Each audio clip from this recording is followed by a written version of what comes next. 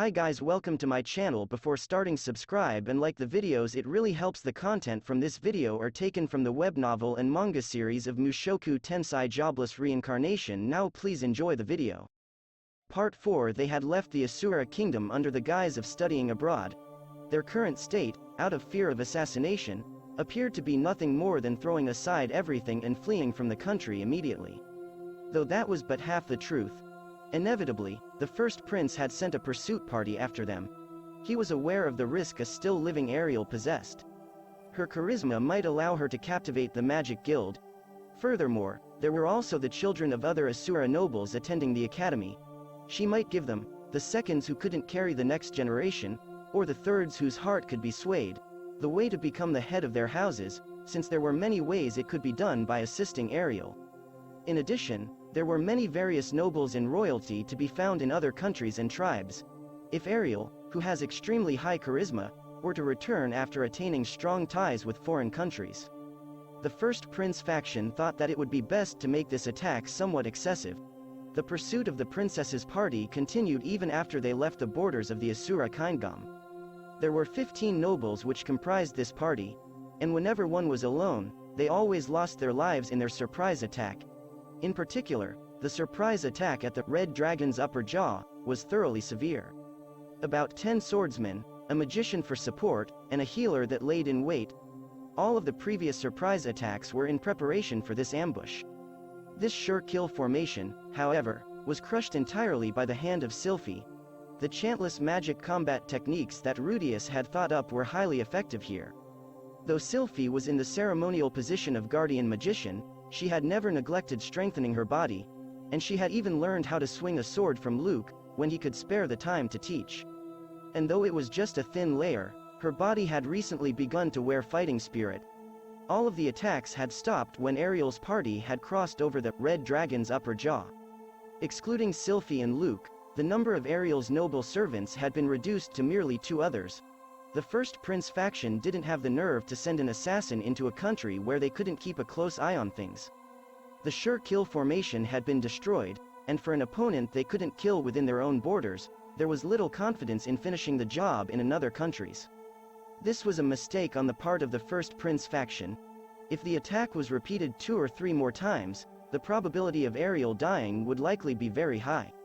If her servants hadn't been risking their lives to protect the princess, it could not be expected that Sylphy alone would be able to manage that duty.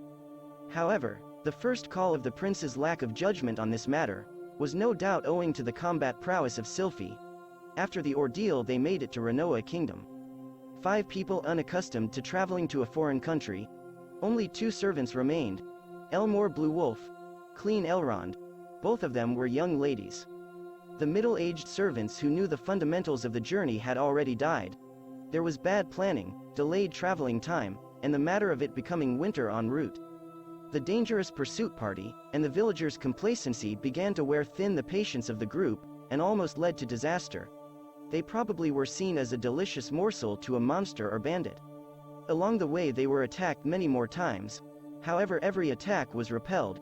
Many more difficulties as well waited for them. When they got to Magic City Sharia, and were met with many further complications, they felt the bonds between themselves had strengthened. They were comrades. Part 5. Sylphy had entered the Magic Academy. Both the Magic Academy and the Magic Guild welcomed the Asura royal family, and promised to handle them as special students. However, Ariel refused. She wished to be treated as mixed in with the general students until the very end, so in this way she arranged to be able to acquire a sufficient amount of interaction with other students. Ariel's calculations were elaborate. How should she gain power while in these lands? If she were to just be satisfied using the name of Asura royalty, she would not be able to accomplish such a great feat. Like a game of chess, she must use her pieces effectively. First of all, as Ariel's might, Sylphy was best shown off in the position of guard.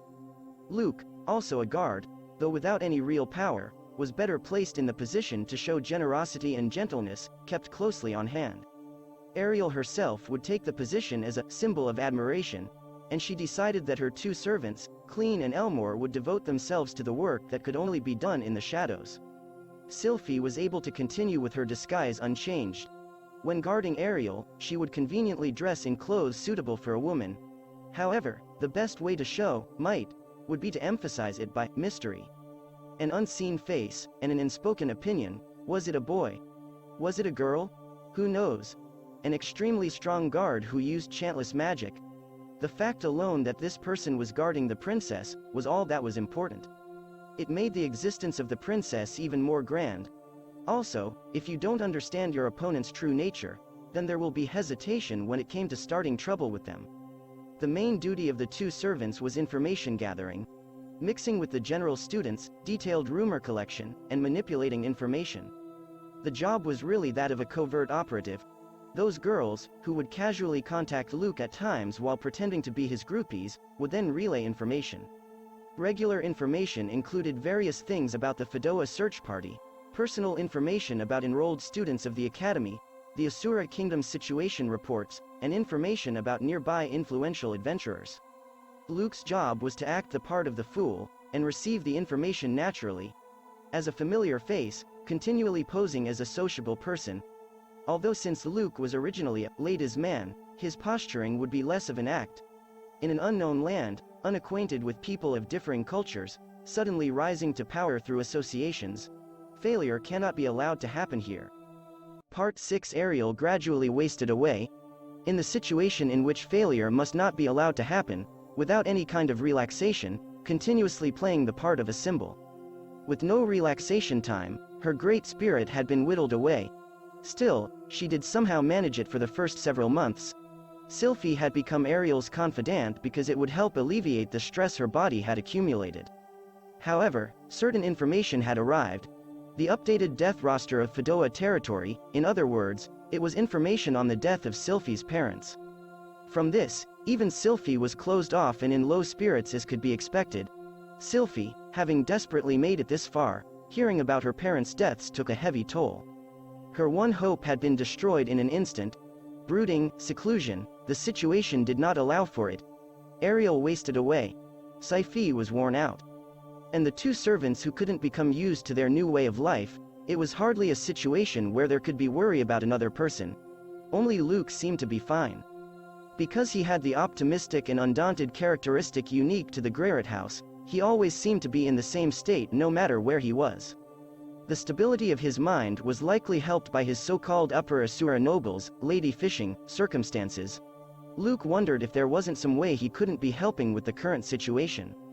However, in his knowledge, if a woman was depressed, the only solution was to comfort her in his arms. Apart from the two servants, he had no intention of holding Ariel nor Sylphy.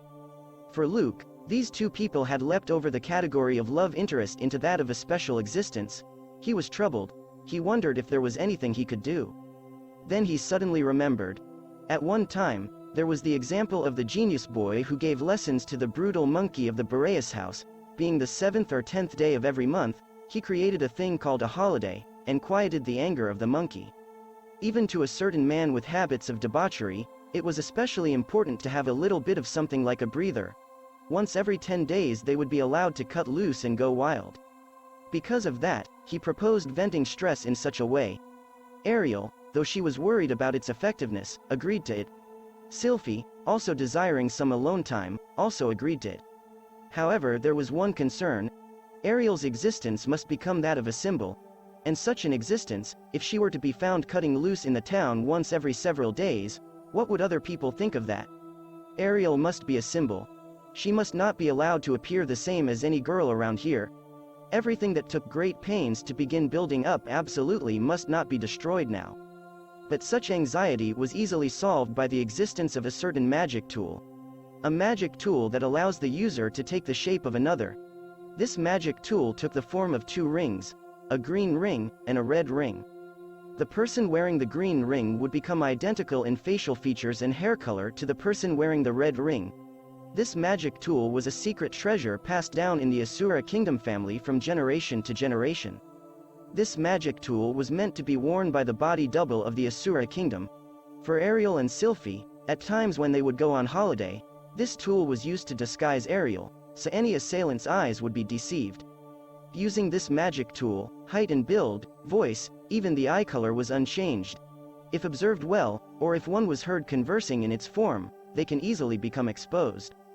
However, it was satisfactory enough. Using this, Ariel changed herself into Sylphy. Sylphy always had a reason to wear sunglasses, and furthermore lived a life where she hardly spoke. And also, since all of her magic was done chantless, it was convenient. There was no real height difference between Ariel and Sylphy. It was really quite convenient. That's it guys, thank you for watching. Subscribe if you want more and don't forget to like the videos.